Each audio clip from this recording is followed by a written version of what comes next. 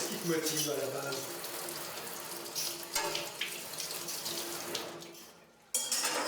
Dans cette histoire de pain, Oui.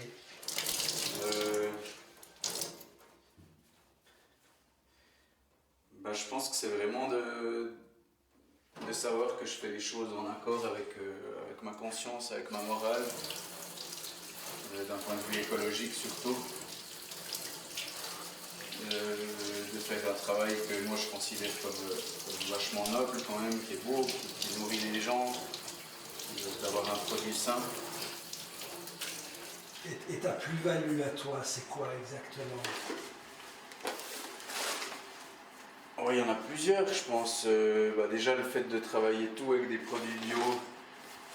Moi, je ne suis pas labellisé parce que ça me coûterait presque trop cher par rapport à la taille de la production. Mais le fait de bosser avec des produits bio, des produits ultra locaux. Moi, il n'y a aucune céréale qui vient de plus de 20 km d'ici. Des farines sur meule de pierre où la céréale elle est respectée, des farines qui sont encore vivantes, qui sont utilisées du coup très fraîches. Le fait de bosser au levain qui va aussi permettre vraiment le temps à la pâte de développer des arômes, d'être plus digeste. Ça c'est aussi un avantage je pense. Donc là, dans le pétrin, je vais pétrir un pain qui est au blé et à l'épeautre. Du blé de Berlincourt et de l'épeautre des Pomerades.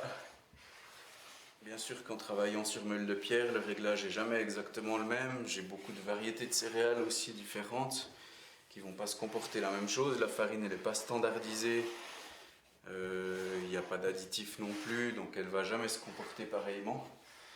Et puis là, quand je mets les mains dedans, je sens déjà est-ce qu'elle est très sèche, est-ce qu'elle est humide, est-ce que c'est une farine grasse, est-ce que je vais pouvoir mettre beaucoup d'eau dans ma pâte, au contraire pas trop. Je sens qu'elle est pas mal froide parce que je l'ai récupérée ce matin du moulin où il fait un peu plus frais. Donc il faudra que je chauffe mon eau un peu plus chaud aussi pour bien démarrer la pâte.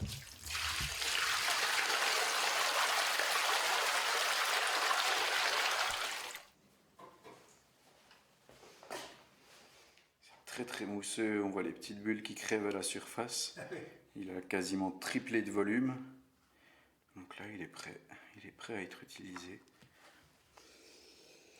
Ils sont pas du tout acides parce que le dernier rafraîchi a été fait il n'y a pas très longtemps puis à assez haute température. Ouais. Donc on va pas avoir un pain qui sera trop acide. Il y a même un peu des arômes de fruits, peut-être la pomme, la poire. D'une fois à l'autre ça change.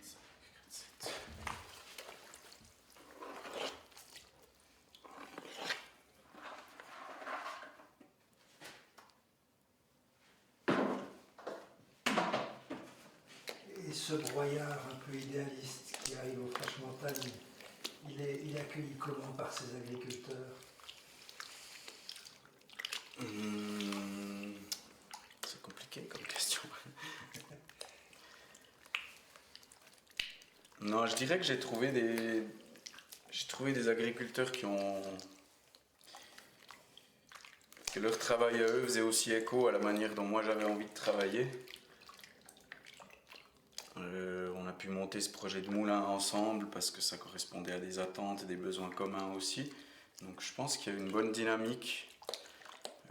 C'est aussi agréable pour eux de pouvoir, avant les semis, discuter avec moi, savoir combien j'aurais besoin dans la mesure où moi j'arrive un peu prédire.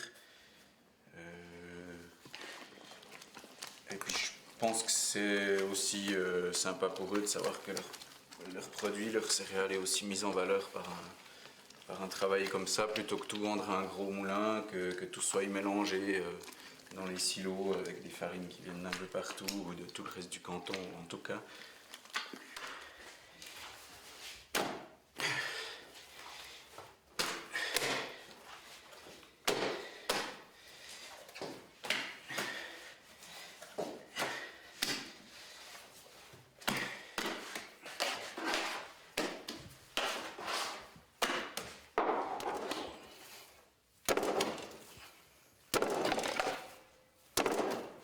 Il y a eu un événement qui a provoqué tout ça.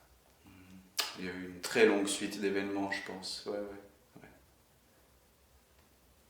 Il y a eu pas mal de galères, il y a eu pas mal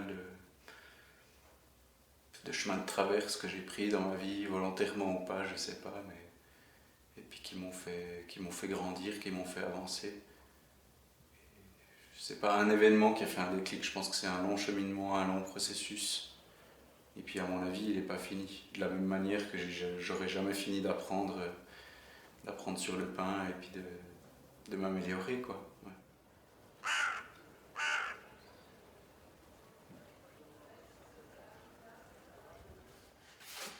Hors caméra, tu m'as dit ne pas gagner 2000 balles par mois. Tu n'es pas seul, hein, tu as une famille, une petite fille. On vit comment quand on gagne si peu?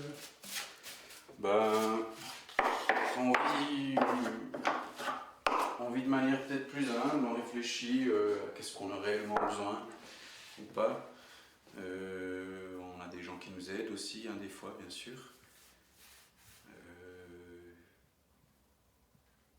Et puis on vit mieux. On vit mieux parce que malgré que je fais 3 journées de 14-15 heures des fois dans la semaine, ben, le reste du temps, il est à moi. Il est pour ma famille et on peut passer du temps ensemble.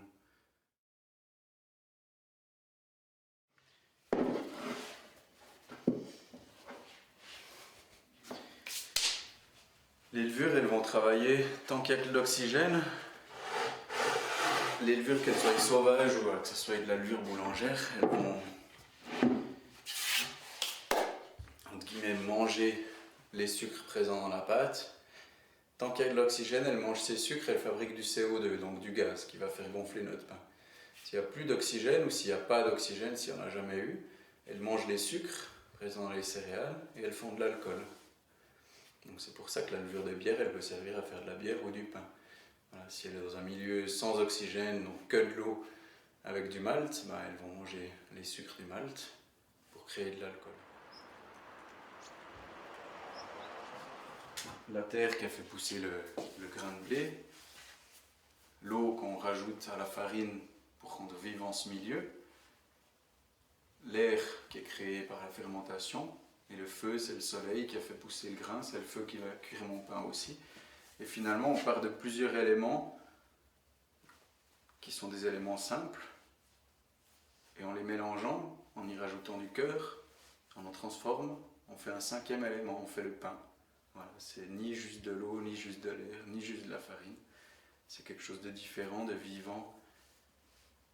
Et ça, c'est de l'alchimie, ouais. Donc c'est pour ça que ce mélange technique et intuition, il est présent en permanence dans mon travail. Voilà Mathieu. Ouais, salut. Bien et toi? Ce travail de lissage et de tenue de la pâte, ben, quand on bosse à la levure et à la machine, comme c'est hyper rapide, il doit absolument être fait au moment du pétrissage. C'est pour ça qu'on doit pétrir plus fort ou même intensivement. C'est pour ça qu'il faut rajouter des additifs pour que la farine elle supporte des pétrissages pareils et des levées aussi rapides. Donc là, en laissant le temps au temps, et ben, ça se fait. Ça se fait un petit peu plus tard et puis c'est tout ça d'énergie en moins à mettre au moment du pétrissage.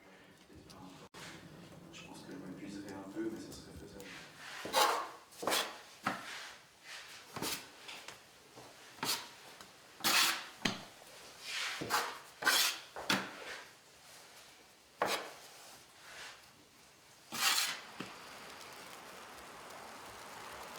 Bien que j'aime pas m'appeler moi boulanger, je suis pas... j'ai pas la prétention d'être un vrai boulanger, voilà, j'ai pas suivi le cursus de formation standard. Un vrai boulanger, il a aussi tout ce qui est pâtisserie, il connaît bien des choses différentes de ce que je connais. Moi j'aime beaucoup mieux m'appeler un faiseur de pain, je trouve ça un peu poétique.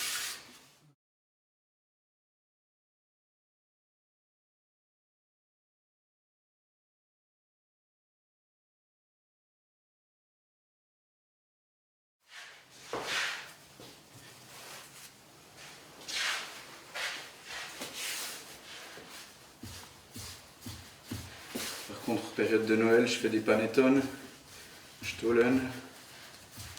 Les panettones, c'est un gros boulot à faire au levain, mais c'est un résultat tellement incroyable. J'en ai exporté jusqu'en Sicile l'année passée. Ah ouais.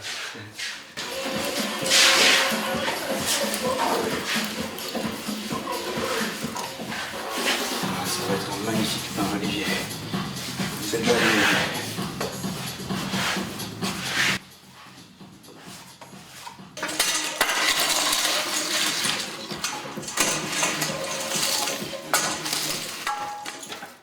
Donc ça, c'est le pain de seigle. Ça, c'est le pur seigle. C'est vraiment juste moulé à la louche en essayant de garder la structure de la pâte. Le seigle il contient beaucoup de pentosane qui sont responsables d'une très forte viscosité de la pâte. C'est pour ça que je te parlais de pH avant pour le pain de seigle. Il faut descendre en dessous de 4. Parce qu'à ce moment-là, les pentosanes ils sont dégradés en partie. On rend la pâte un peu moins visqueuse. C'est tout l'art du pain de seigle de savoir s'arrêter au bon moment. Si elle est trop visqueuse, le pain ne va pas lever. Puis si elle n'est pas assez visqueuse, la pâte ne se tient plus.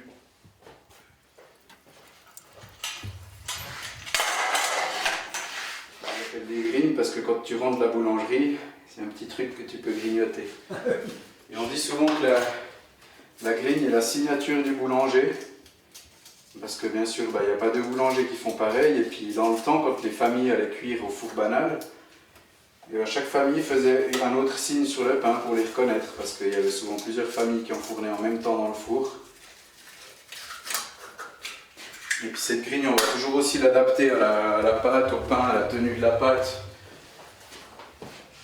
Si j'ai un pain qui va relâcher beaucoup parce que j'ai trop attendu, je vais faire une grille toute beaucoup plus petite. Si au contraire il va encore bien grandir dans le four, je vais faire une grande grille qui va bien ouvrir. Et puis cette grille elle modifie même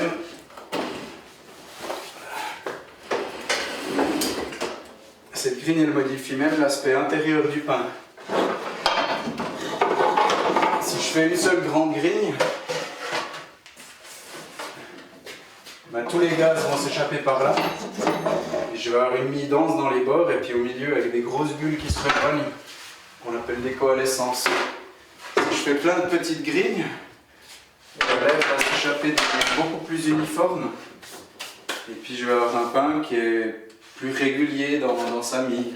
Il n'y en a pas un qui est mieux que l'autre, hein. C'est de façon différente simplement, quoi.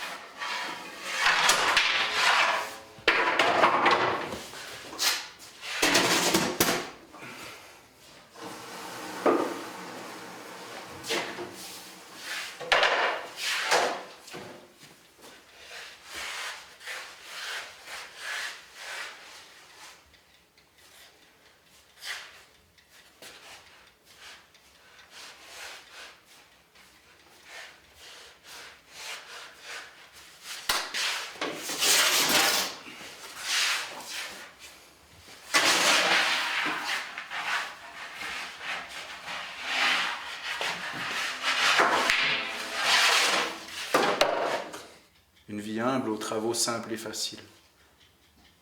Facile, pas dans le sens simple, dans le sens easy, quoi. Presque Facile. un peu méditatif. Ouais. Ce qui m'a émerveillé avec ce moulin, c'est de se rendre compte que c'est une machine qui est vraiment simple de conception, vraiment très très simple, hein. Moi j'étais halluciné, quoi. Et puis que ça rentre dans cette histoire de pouvoir continuer à construire quelques machines, peut-être de conception plus simpliste, pour continuer à tourner si tout s'écroule.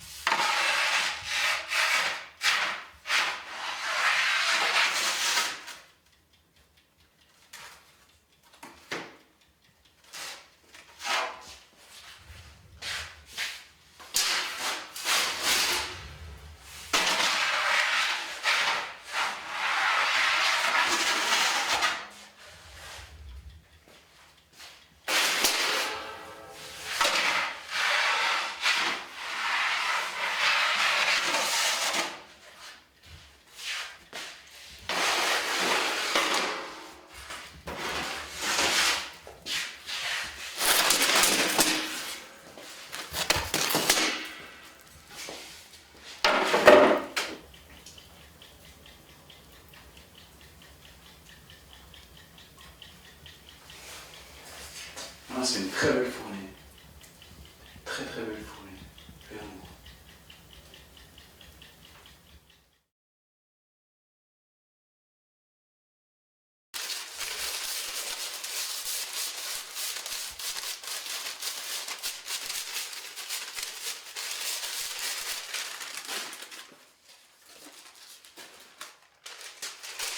Il aurait tombé, dit.